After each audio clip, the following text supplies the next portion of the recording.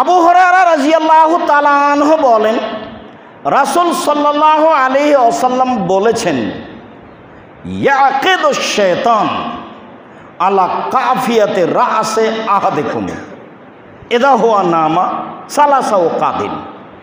যখন তোমাদের কোনো ব্যক্তি রাতে ঘুমায়, পুরুষ নারী যখন রাতে ঘুমায়, তখন শয়তান তার মাথার চুলে 3টে গিরা লাগায়।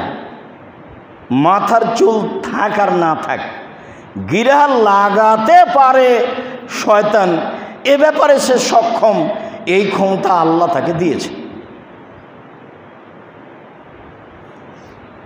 ইয়াজরিবু আলা কুল্লি উকদাতিন, প্রত্যেক গিরার উপরে এভাবে থাবা মারে আর বলে, লাইলান তবিলান ফারকুব, রাত অনেক লম্বা ঘুমিয়ে থাকো, রাত লম্বা ঘুমিয়ে থাকো, রাত লম্বা ঘুমিয়ে থাকো।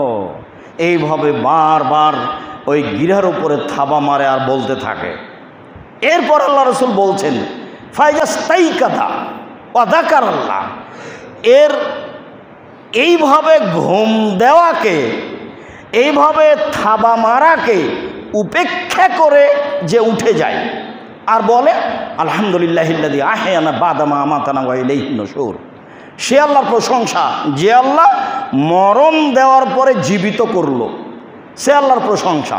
এটা বলার সাথে সাথে ইনহাল্লা তুকদাতুন, একটা গিরা খুলে যায়।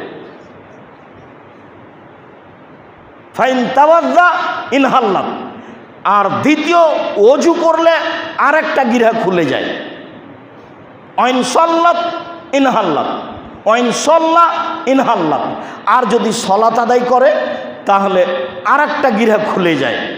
ফাসবাহা নাশিতান তাইয়্যিবান নাফসে, তখন সে সকাল করে উৎফুল্ল হয়ে, খুব পবিত্র আত্মা নিয়ে, খুব ভালোভাবে উৎফুল্ল হয়ে পড়াশোনা করতে পারবে, ইবাদত করতে পারবে, এরকম প্রস্তুতি নিয়ে ঘুম থেকে জাগে। ওয়াইল্লা আসবাহা খাবিসান নাফসে কাসলানা, আর যদি রাতে না উঠে, ওযু না করে, দোয়া না পড়ে, তখন সে ঘুম থেকে জাগে অপবিত্র আত্মায়, কলুষিত আত্মায়, অলস মনে, ভ্যাংচা ভ্যাংচা মুখে,